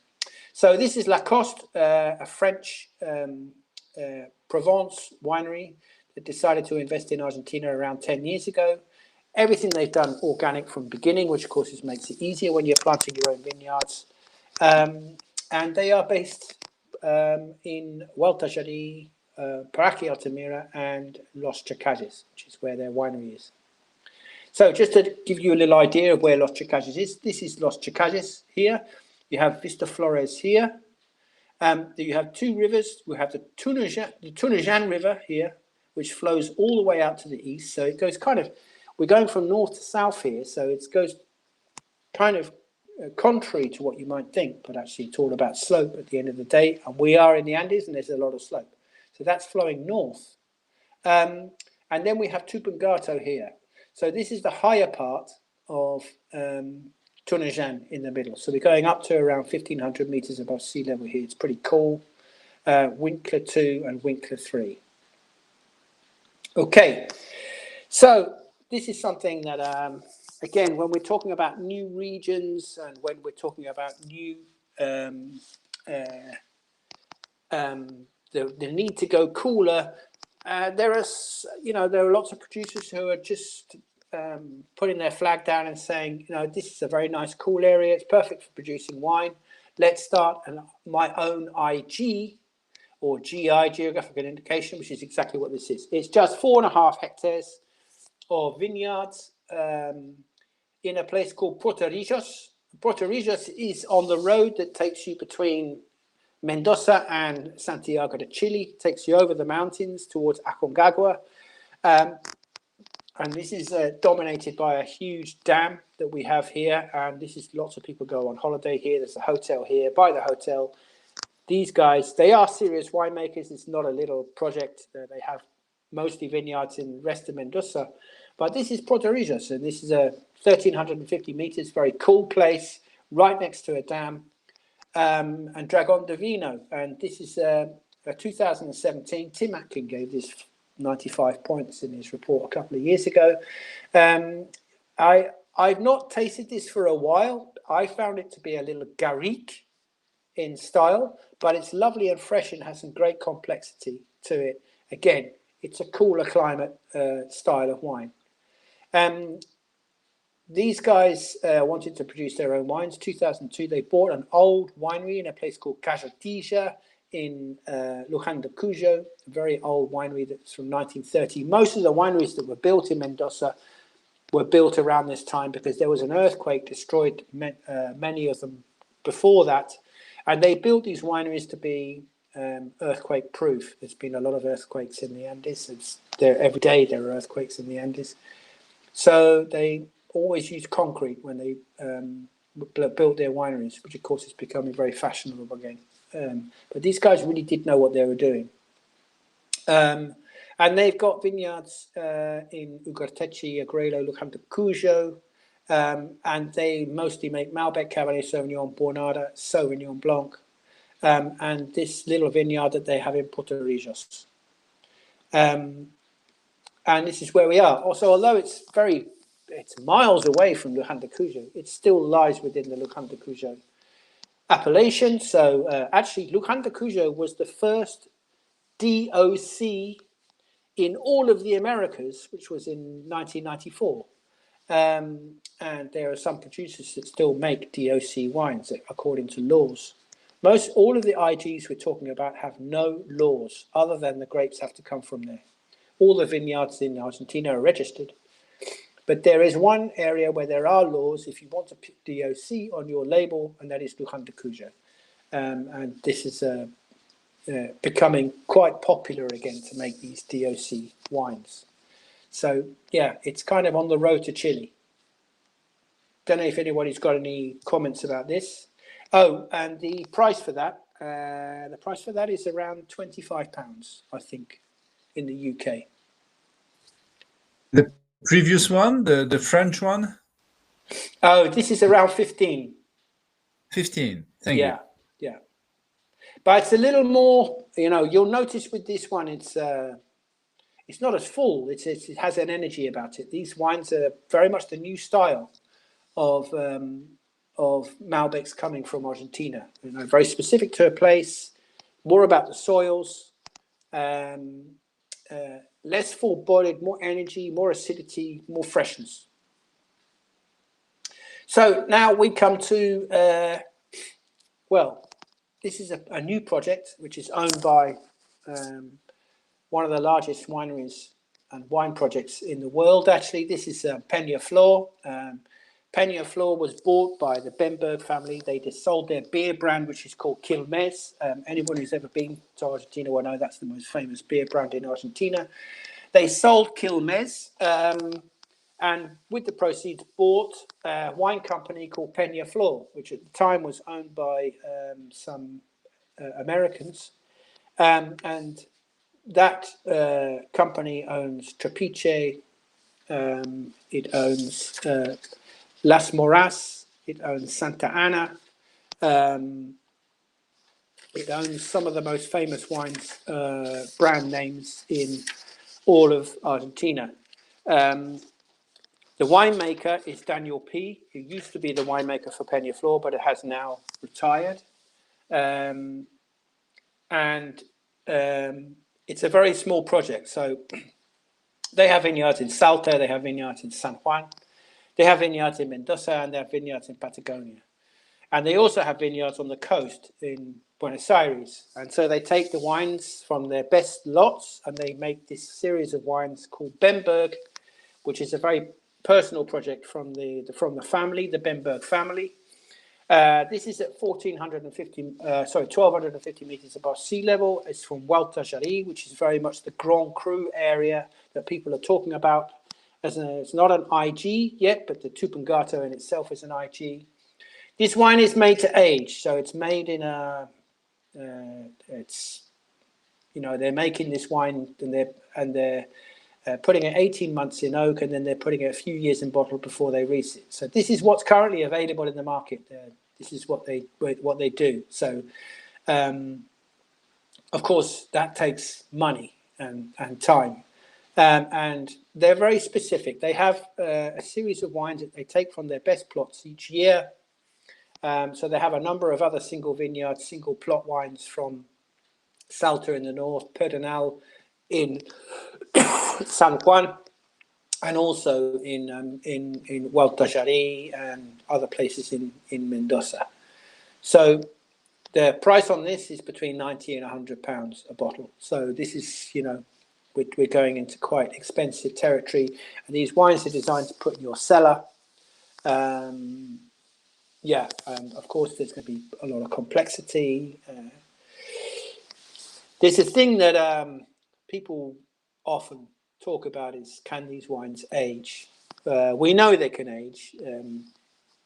They age better now because they're better made than they were 20 years ago. But I've had wines from the 1940s, 50s, and 60s in Argentina that are fantastic to drink now. So there's no reason why wines like this can't age. The problem is that nobody was really aging them. I think people are now beginning to put wines like this in their cellars now, along with all the more traditional wines to go in their cellars.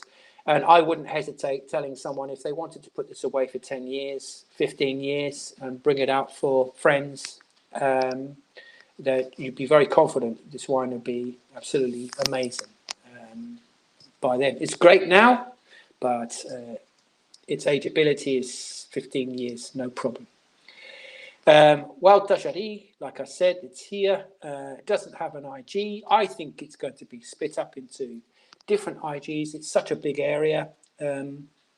Although there's 2,200 hectares that have been planted, there's a lot more to be planted there, to be realised as you go further higher. We've got the water because we've got the river. It's just a question of it's a bit like playing chicken at the moment. Is that someone's going higher, then someone else is going higher still, someone else is going higher still, and until they reach this limit. The highest vineyard, I think, in Wild Tajari is around 1,900, 2,000 meters above sea level. I think Catena have got some vineyards up there. So yeah, it's interesting to see what's going on here. Again, it's the chalky soils that really make these wines very unique. Oh yeah, and the price of this one? £100 a bottle. £100. Yeah. Right. Okay. Well, since we have just 3 attendees here, this is Ivona, Eva, and Jola.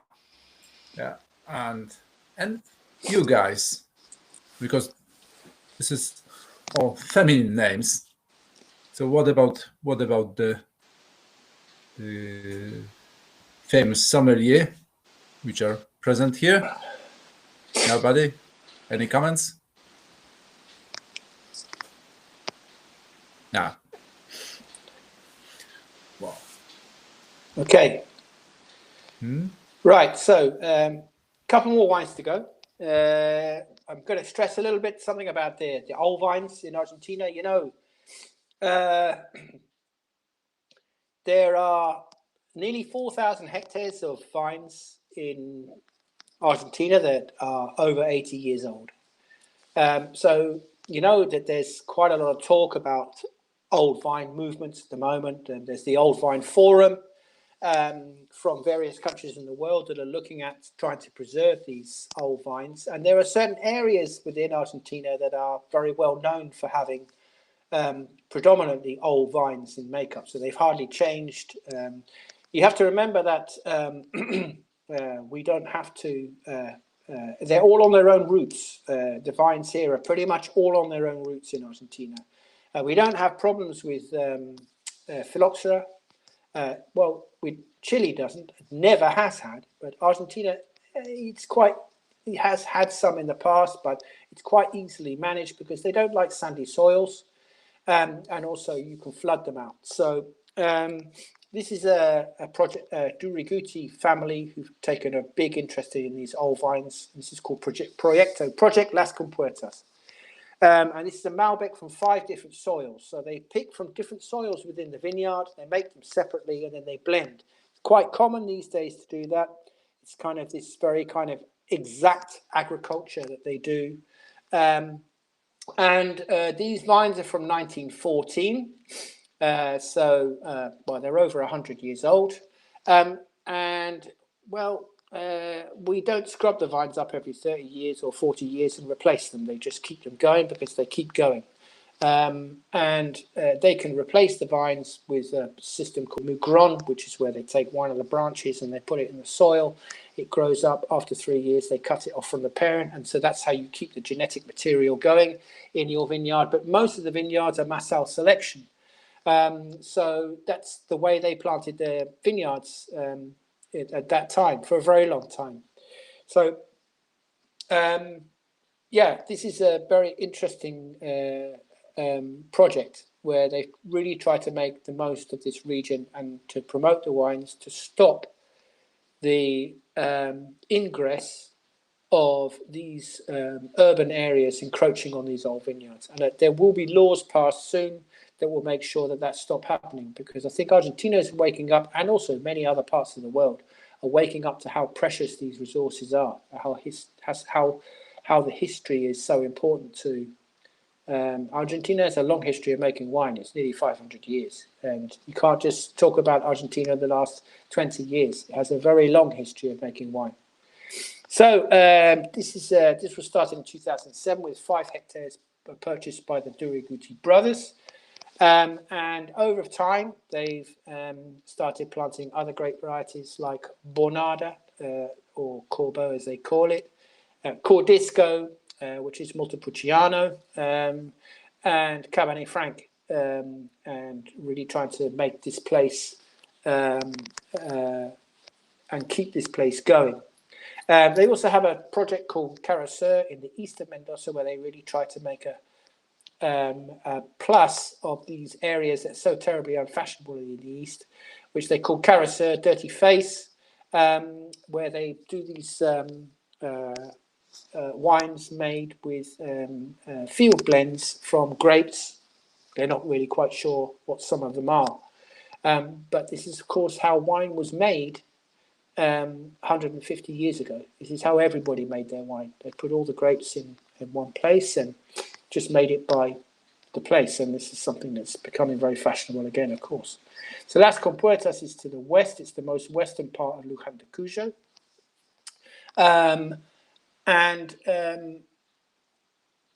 This is a very old area. It's next to a place called Vistalba.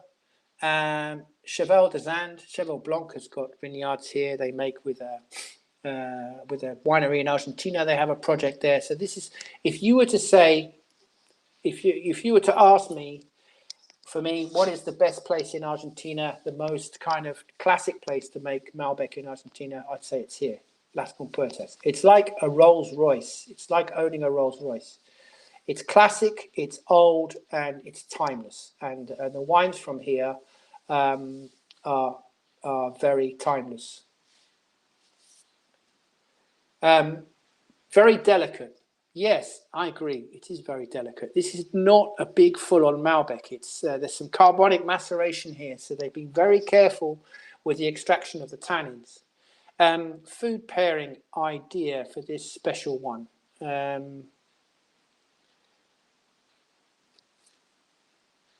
Anyone got any ideas? I think the tuna would be very good with that again.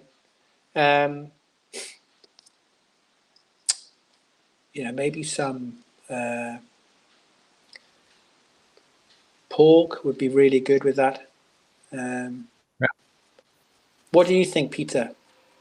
Well, I just want to come back to the first mail comment here, and this is the Duriguti is uneasy to uncork, not easy to uncork, but worth of it. So yes, this Antonio wrote it. Because of the wax cap. Yeah. Yes. Well, the wax caps. There's a lot of talk about the wax caps at the moment. Everyone's talking about those. I mean, I just go in with a corkscrew and pull it out, and the wax cap normally comes off with it. But not everybody wants to do that, and it's not easy to know what to do in a restaurant situation when you have that.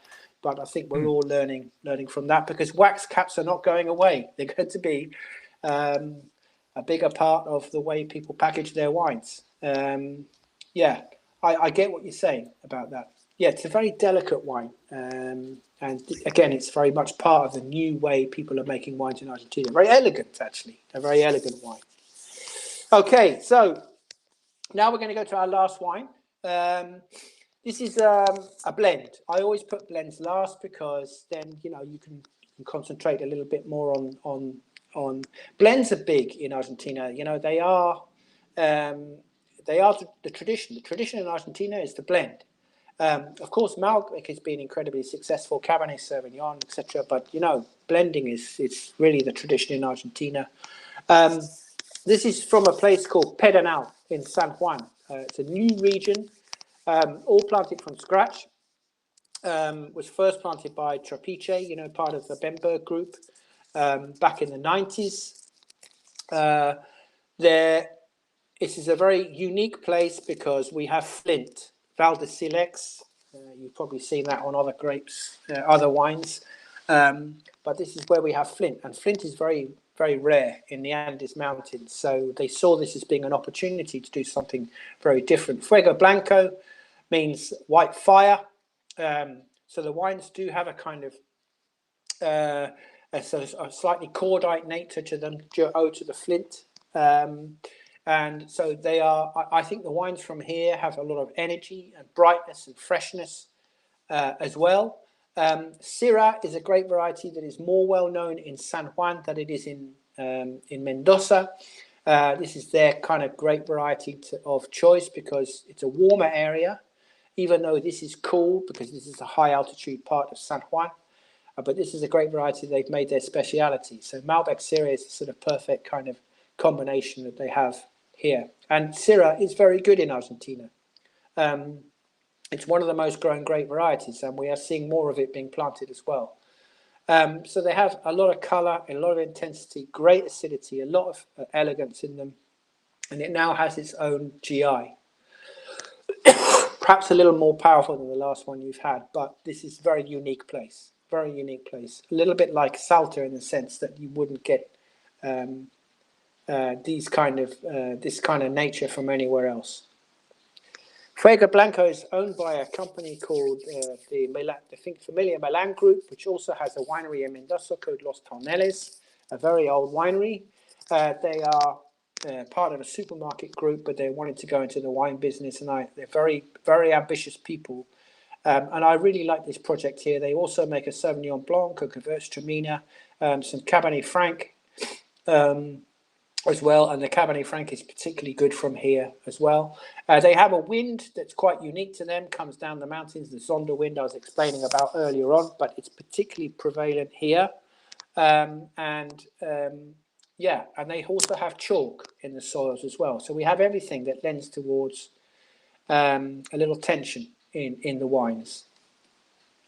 And here we have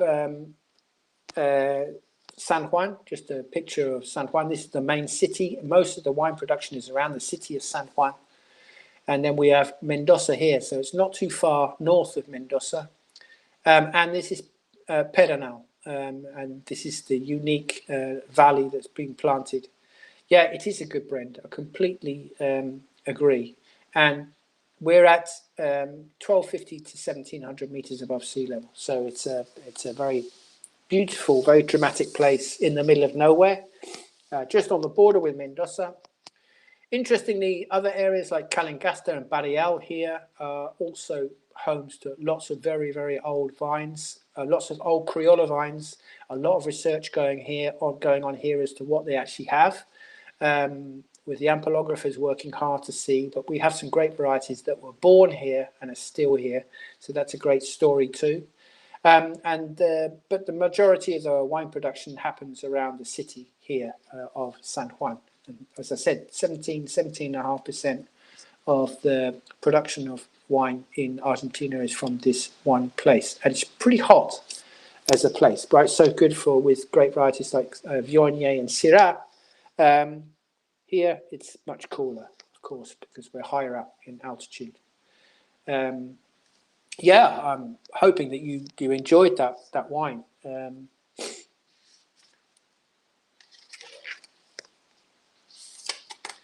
Well, that's the wines, guys, and I have only gone 15 minutes over and above what I should have done. Sorry about that, Peter. But I hope you enjoyed that. I hope you found those wines as diverse.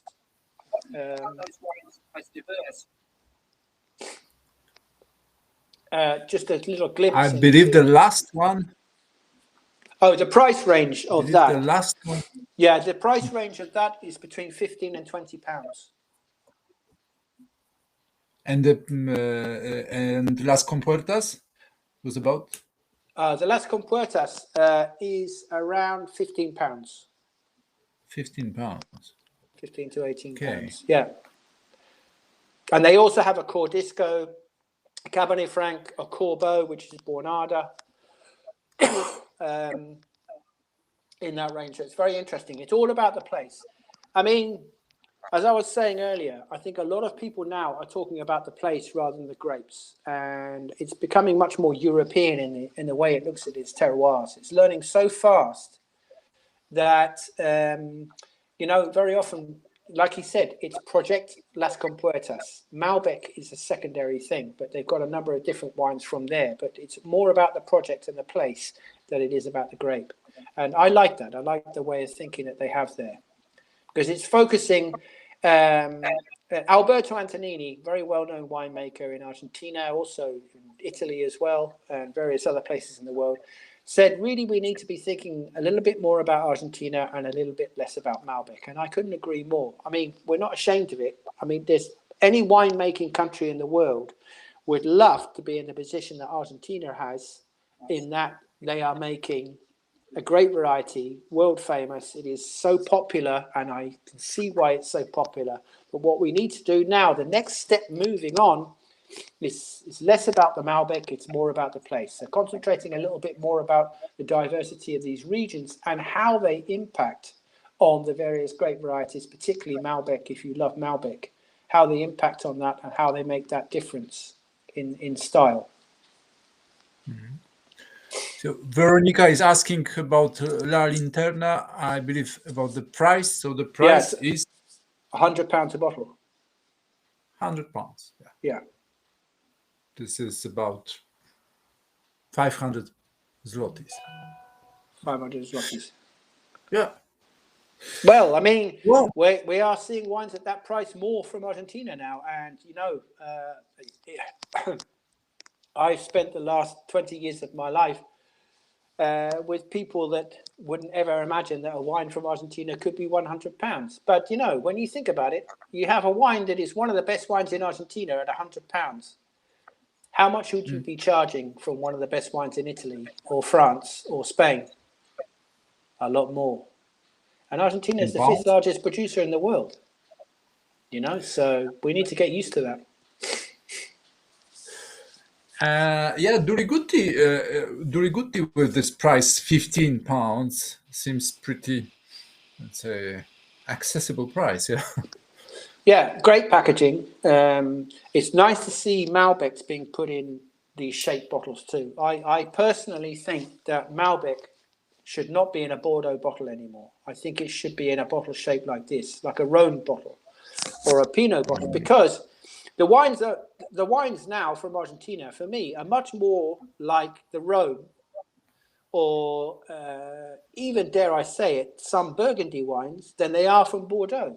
They're much more like that. They're more delicate. They're fresher. They're more aromatic. So I think it's good to see wines coming in this kind of packaging. And Argentina is very good at packaging, I think. Mm-hmm. No, packaging is really fine. Yes, I agree. It looks well. Everything looks well. Good. Well, yeah. Thank you. Feliz Navidad, and yeah. What else? Yeah, happy Christmas, everybody. I mean, I'm hoping that this is your last wine tasting before Christmas, and then after we're gone, you can sit down and, all right, really start drinking the wines and discussing them and enjoy yourselves. And I'd really like to say thank you so much for making the effort. I'm sorry we had to delay it by a week, but we had some problems with getting the stock in. We got it in. We got it there in the end. We've recorded this, so if you want to go over it at some point with other people and taste the wines with other people, that's really great. We hope you've enjoyed it. I will be doing the same thing with Peter, something maybe a little bit different with Peter next year, hopefully on a couple of occasions, because we need to keep this momentum going. And dare I say it, I really enjoy working with Peter too. So yeah, let's. I'd be interested to see if you have any feedback on the kind of wines you'd like to taste from Argentina too. We can try and accommodate that when we actually ask for the wineries to sign up to these events. Yeah, and all it reminds for me to say is, have a great Christmas, have a great New Year. Let's hope you don't get locked down. I think we're about to get locked down now in the UK. Just before Christmas or maybe just after. It's going to be difficult, I know, but hopefully you've got enough wine to see you through and to enjoy your Christmas and New Year. And thanks a lot again, Peter. Thanks for your help with this. It's been great. Thank you, Phil. Thank you, and thank you, Sandra, once again. And do you say Happy Holidays or Merry Christmas in Britain? Merry Christmas, Merry Christmas. But I'm Merry quite happy. Christmas. Yeah, I'm very happy with Happy Holidays because now I have a holiday. This is now my holiday is now starting now. Right now. Yeah, very pleased. Okay. Right now, yeah, it starts the minute we turn the camera off. So yeah. Yeah. Once again, sorry for Bond, and I really didn't wanted to tell you that he was dead. Yeah, at the end of the movie. But oh, don't worry about it. Okay, that's fine. That's fine. We just have to find a new one. Yeah. Anyway, good. Yeah, the new one will come. Yes. Good. Yes. Folks, this was the last tasting. Yes, I see you like it. You liked it. And well, yes, yesterday I saw the Crown, the series, and there was George VI, the king, giving a tip to his younger daughter, and it was a good tip for next year. I believe it's a good tip. It was easy with the clutch, eyes on the road, and not too fast. This was about driving, Oh, yeah. but it's a general one. Yeah. Easy with the clutch, eyes on the road, not too fast. Phil, absolutely. Thank you very much. All right, thank Perfect you. tasting. Cheers. And thank you, folks. Yes. Bye-bye. Thanks. Cheers. Have a Merry Christmas and good holidays. Okay. Bye-bye. My holiday starts now. Bye-bye. See you soon.